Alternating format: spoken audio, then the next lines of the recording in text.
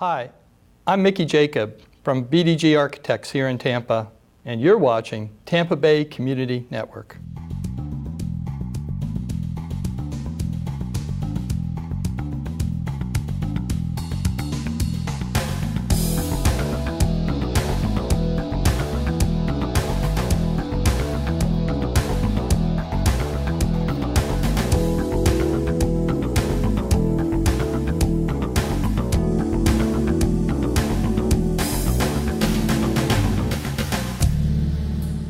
Hello and welcome to Culture Vultures. I'm Linda Saul-Sena, and today we have a terrific guest, Mickey Jacob. He's a fellow with the American Institute of Architects and a senior vice president with BDG Architects, and a person who's continuing to make Tampa better. Mickey, welcome to the show, and I want to thank you for all that you've done both in Tampa and nationally to raise the public's awareness of architecture. So when you were president of the AIA, that was a 2-year term?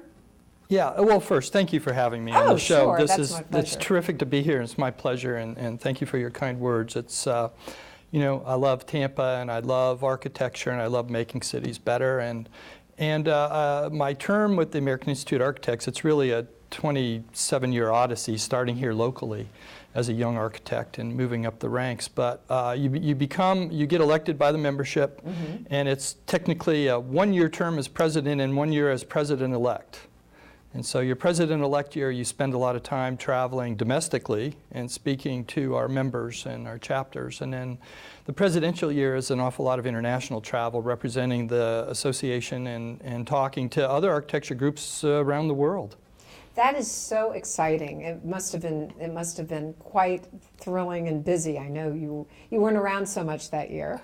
I was on the road, I think, 256 days. Wow. And I liken it to one of life's grand adventures. It's an experience you can't buy. It's an experience you have to get in a special way, and being able to represent the AIA. But what was the really neat thing was learning how important architecture is all around the world, and in other countries, how much architects and architecture are revered as being important aspects of what their urban environments are, and that's what makes cities great. Well, I absolutely agree with that. So during your travels, would you mind sharing a few of the most extraordinary experiences you had? Oh, there's so many. I will tell you that speaking as a keynote speaker at the Japan Institute of Architects National Convention was really an interesting experience because of the culture and how architects in their culture are really held above other professions because of the importance in the Japanese culture of environment and space, and how it relates to people and how it makes people's lives different and better. And the cool thing was, I didn't realize while I was starting my speech and starting to talk that behind me was this huge screen, and my speech was getting teleprompted in Japanese for the crowd to see, because there was about 5,000 people in there. So it's kind of, when you look back and went, holy cow, this is different. That was a cool experience. We went to Australia, to Sydney and Melbourne and Brisbane.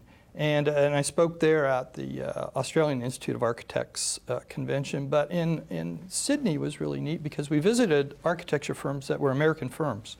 So we had members there, and we went to visit them. And one of the firms was doing the renovation for the Sydney Opera House. Which is one of the world's iconic... It is, and it's interesting because when you see the Sydney Opera House, because of its iconic nature, you automatically think Australia, Sydney. The building defines the place because of its iconic nature.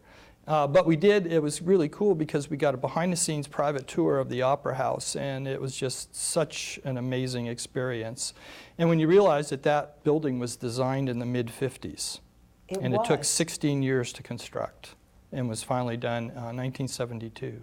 Why did it take 16 years to construct? Because it is one of the most complex buildings in the world, and it had a lot of, just like we experience here, it had a lot of political issues at the time. There were supporters and there were obviously detractors, and it was, in its day, a building that was cutting edge, unique. Absolutely. And the shell construction that's there, it's just an amazing structural feat that they did, because literally it's built out into the harbor on a rock. Wow. That a lot of people don't realize, but I didn't realize. Yeah. But it's such a marvelous example of architecture being not just being identified with the city, a city being known for that particular building. And from a functional standpoint, taking how theaters and opera houses are designed and built from both a performance standpoint and an audience standpoint. So the acoustics of performance versus the acoustics necessary to hear the music and the performances properly in the audience was one of the major considerations, and one of the reasons why that building took its shape. I did not know that. So then you had these extraordinary experiences on the other side of the world, and you've now finished your term as president, although you're in the Valhalla of past presidents of the AIA, and you've come back to Tampa, where you've lived for a number of years. How do we translate that respect for place and the excitement about what place can mean to our community? Well, Tampa has so much potential. We have so many great things in place right now. If you look at our neighborhoods, from a historic standpoint, which you're very involved in, to what's going on in some of our newer neighborhoods, and in particular in our urban environment. We have bones in place here that if we utilize correctly, Tampa has the potential to be, I think, a new example of what the next generation of urban redevelopment will be. That's so exciting. I mean, that's really an exciting vision. And it is, because we have a lot of people, I think, now who are really concerned about how do we take Tampa into the next level of doing the things we need to do to entice the people to come here that we say we want to come, which includes companies, millennials, which we all discuss all the time on what we want, but just as importantly, how do we enhance the local businesses that are here, and how do we improve the quality of life of the people who are here as well? Well, I think it's a balancing act, but I think making people aware of the built environment is certainly step one. And awareness of it too, but we have to think about beauty, because beauty is such an important part of architecture, because everybody, I don't care who you are and where you live, everybody deserves good design and beauty in their lives. And our built environment should provide a lot of that, because that's what makes us proud of where we live. And then how buildings act as a social nature in our culture is so critically important. Creating architecture and spaces and different uses for buildings where people have the opportunity to have what I like to call unique social collisions. Like that. It's those unexpected meetings that you have of people that you may know, you may not know, but you run into them and you talk, and suddenly you greet people, you meet people, and you start to build relationships, because the strength of any city is how you build relationships amongst the people that live there, because those people are going to be the people that are the advocates for your city, that improve what goes on in the city, and has it in their heart to really look at how do we make this a great place to live, a better place to live.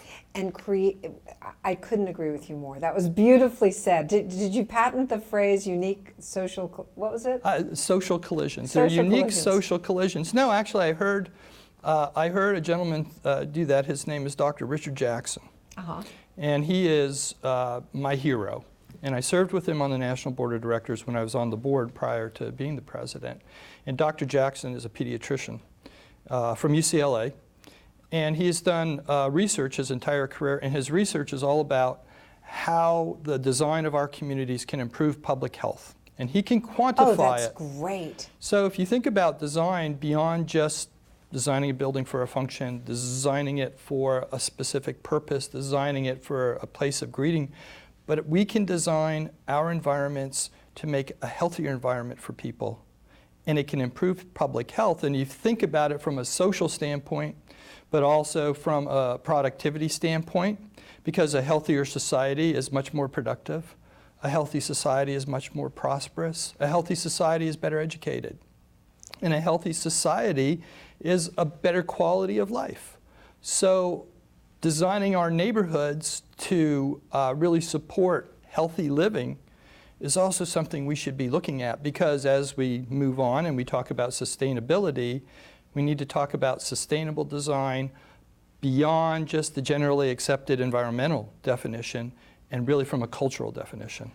I agree completely, and that's why I originally actually ran for public office, was because I believed that giving people beauty and giving people a healthy neighborhood that made them happy would make for a better city. And I had this naive idea that somehow public service with 6 other council members could shape it. Little did I figure that I had to convince at least 3 of them to go along with these ideas.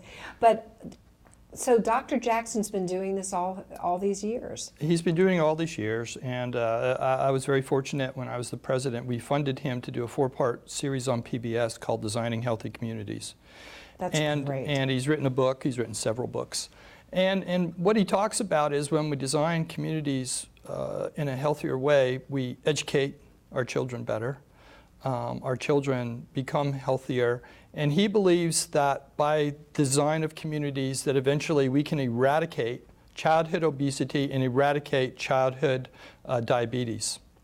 Now, if you think about what that does just from a cultural standpoint in terms of the quality of life, but then when we start to quantify it and look at healthcare costs that are saved, productivity that is exponentially improved because of that, and people being able to really chase their dreams and live their lives because they're educated better, they're healthy, and they live in a place they love. That is exactly what this new organization called Walk Bike Tampa is advocating, that you should be able to get from any place in the community to any other place safely walking or biking, and it is not currently the situation. There are little bits and pieces of sidewalks or bike lanes, and then there are these gaps that are potentially lethal. And it's also a matter of educating the community to be safer in their driving habits so that they don't kill pedestrians and bicyclists. Well, I think obviously our community is in the midst of some very intense discussion on transportation issues, and we really need to look at that because in order for us to compete as a community, one of the things, the benefits of traveling as AIA president, is what you learn is that I don't think Tampa is competing with Orlando anymore, and I don't think we compete with Charlotte or Raleigh-Durham or Nashville. I think we're competing with Recife, Brazil, who has decided to completely redo their urban infrastructure and transportation because it's an emerging city of 10 million people in India that is becoming their Silicon Valley of that country. Recife in Brazil. Bangalore, India is an example of that. Lyon, France is an example of that has really taken a medieval city and mixed it in with a new environment that's bringing in tech companies and promoting excellence in architecture and daring architects to do cutting-edge kind of design in their city. And having excellent transportation systems. And excellent transportation systems. And I was watching the football game, the Bucs game on Sunday, and there was a commercial from Panama City, Panama on the TV. Really? During the Bucs game, where the mayor of the city said, we have doubled the sale of automobiles in Panama City in the last 5 years, and we're doing something about it. We've redone our traffic patterns, we've redone our synchronization of our traffic systems, we've reduced our speed, and we've installed a world-renowned public transportation system by rail. And I thought that was very interesting that commercial ran during a Buccaneers game in our market, and talking about how that development has created better business for them. Their people are coming to live there, and they have wonderful tourism. So when you talk about transportation systems and how they've addressed it in a community that is now on the verge of having those serious discussions and making serious decisions, I thought that was very interesting. Almost a warning shot across the bow for us on what we need to do in this community to stay competitive. So, as an architect, you have the opportunity to create beautiful buildings, hopefully. How do you inspire your clients to go the extra mile to create something that'll be not only satisfying in terms of their program, but give something to the community? You know, I always like to tell people to close their eyes and think about a space that makes them feel good. Where have you been that makes you feel good? Where does it make you feel comfortable? Where does it make you feel safe? Where does it make you feel energized? What were those spaces, and tell me about those. Because it's important for people when you design a building, you have to understand what is important to that individual or that company. What is the image they want to have, what that building says about them, and what kinds of things are important in terms of their everyday lives or the jobs they do to make it more functional, and really have, utilize all the things we have available to us here, like natural light, environment, water, all of those things. That's such a creative approach. That's really great. Well, you've designed some beautiful, beautiful spaces. We have fun doing it, but we have a lot more work to do here, and we have to look at our community on some of the low-hanging fruit. I think you and I have talked about Bayshore Boulevard in the past. Oh, please, let's share that with the viewers. And I really believe that Bayshore Boulevard can be the greatest linear park in the world. And in my travels... Wow, that is a strong statement. We have 4.5 miles of probably the most beautiful sidewalk and balustrade, I would say, in the world. That's a beautiful bay. It's a beautiful place. But we've stuck literally a quasi-expressway on it. And we make it the most dangerous place to cross a street if you want to use that beautiful space. I would propose that we change the Bayshore Boulevard and remove the northbound lane and utilize that northbound lane for bikers and runners, and allow the sidewalk to be for walkers and strollers. And what that does is it brings the median, the green space in the median that's virtually unused, into play as a wonderful park. And the southbound lane, we just reduce the speed of the traffic and make it two-way traffic. And we create a parkway instead of an expressway. And we create a park that's easy to get to, utilizes much more space, and can create an opportunity for people to have a variety of different recreational functions. And to me, we talk about St. Petersburg all the time and what the great success they've had on their waterfront. And what I'm talking about isn't something that they really didn't do many, many years ago and have just built around it now. How can we do the same thing and create this linear park that I believe if we do this, I believe people will come here to study it because there will be such a huge impact on our community. Mickey, that is a thrilling idea. Bayshore Park, 4.5 miles of park, and safe bicycling and strolling.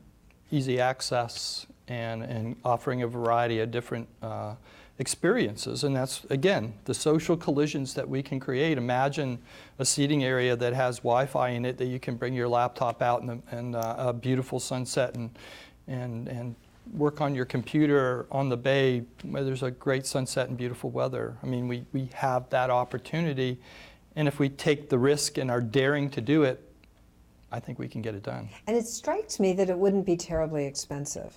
Well, the infrastructure is already there. We really don't have to change a whole lot. We got the roads there. We'd have to change a couple of stoplights to face the other way. And beyond that, it's really all there. It's easy stuff. It's not, I wouldn't even propose you take out the northbound lanes at this point in time. Just leave them. Let's see how people use them. Because it could be very creative. What an exciting idea. What a transformative idea. That would be so dramatic. And I think it would be beloved.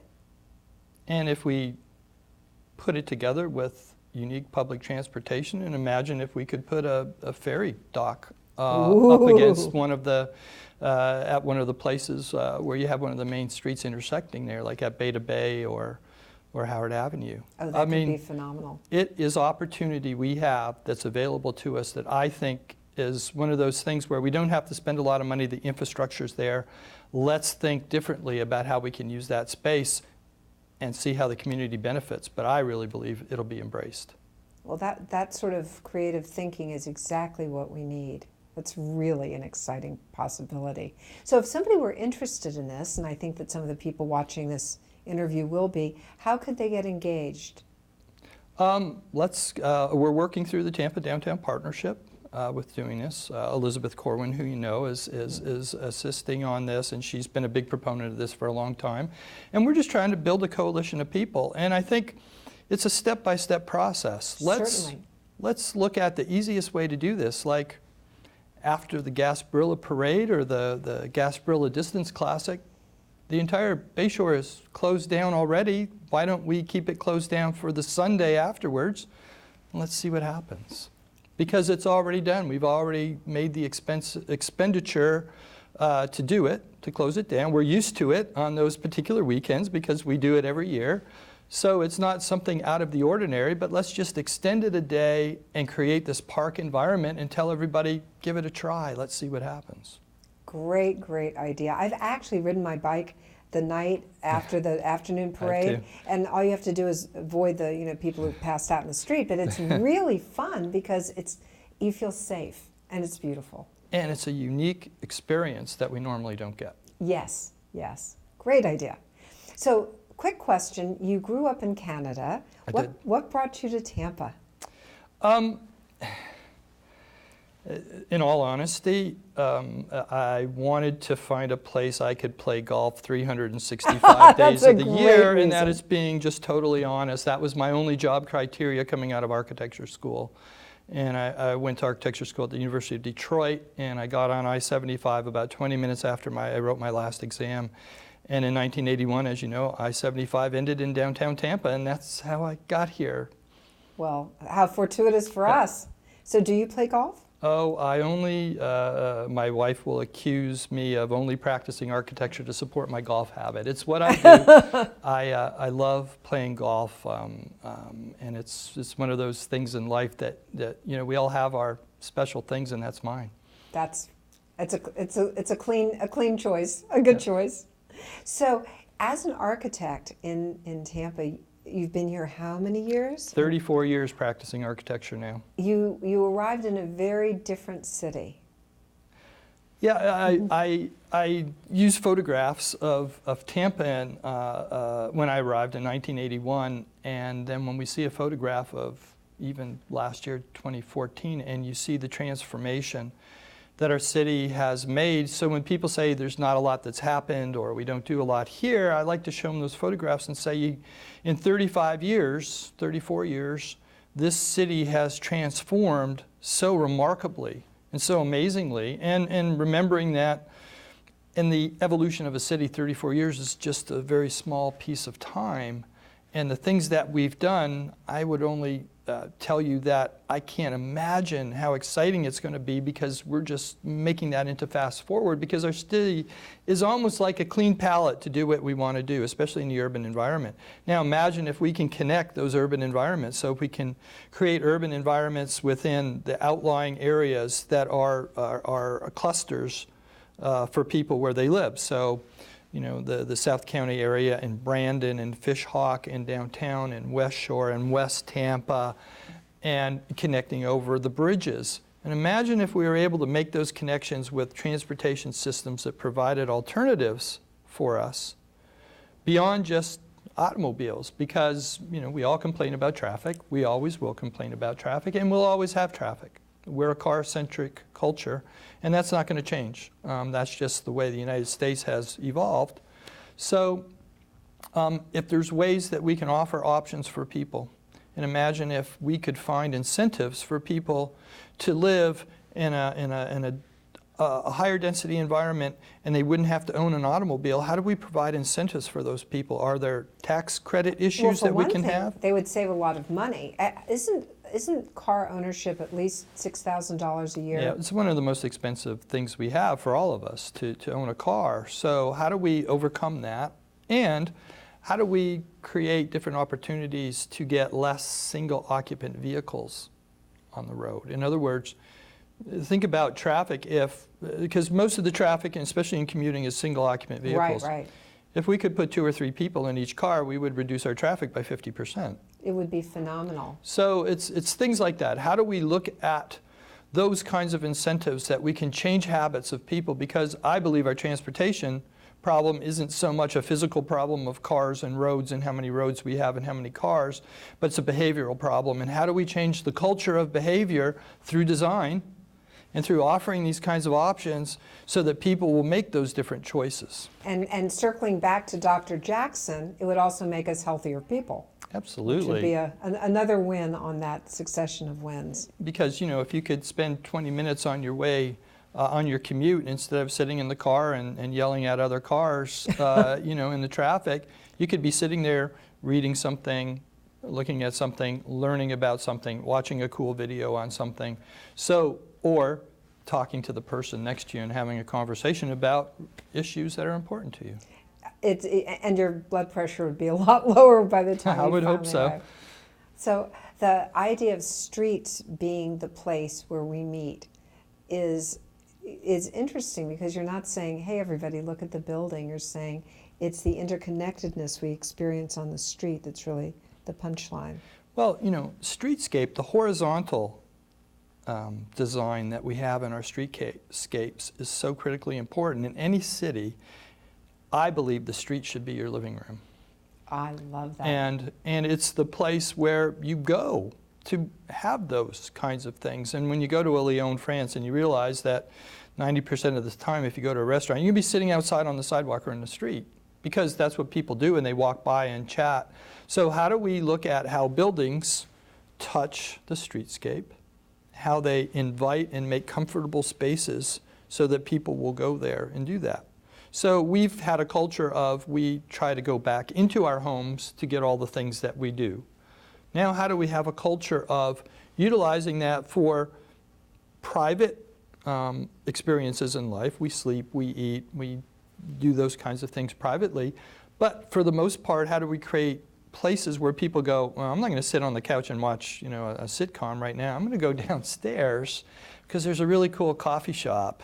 And they've got this wonderful fruit plate down there, and my friends are down there, and we can talk about, wow, the transportation issue, or holy cow, the Lightning are in a slump, or whatever, the kinds of things you do that you talk about, and getting more people out building those relationships, because, as I mentioned before, the strength of a community are its neighborhoods and the people who live in the neighborhoods and what's important to them to make their neighborhoods better. And that's the empowerment we have to look at, both from a socialization standpoint and a political standpoint.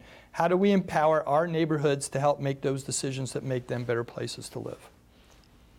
Yes, yes, and yes. I feel as if you already had many of these ideas, but I'm certain that your year of traveling as the AIA president just reinforced these ideas and what you saw being done successfully in these other cities. Oh, well, yeah, because, you know, just being able to have those experiences and meeting people, and that's really it is. And when you talk to people and you realize what is important to different people, and you think, wow, those are some pretty cool ideas.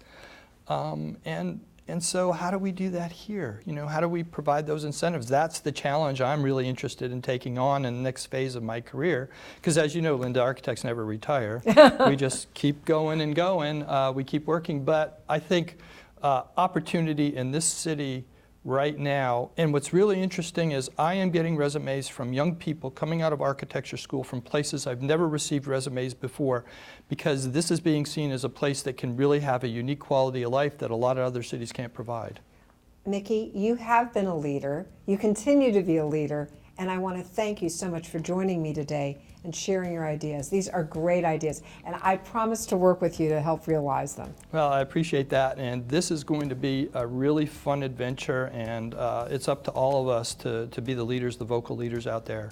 Absolutely. To do the right thing, and hopefully we improve our city. Absolutely. Thank you. And thank all of you for joining us today on Culture Vultures. Please tune in again. Take care.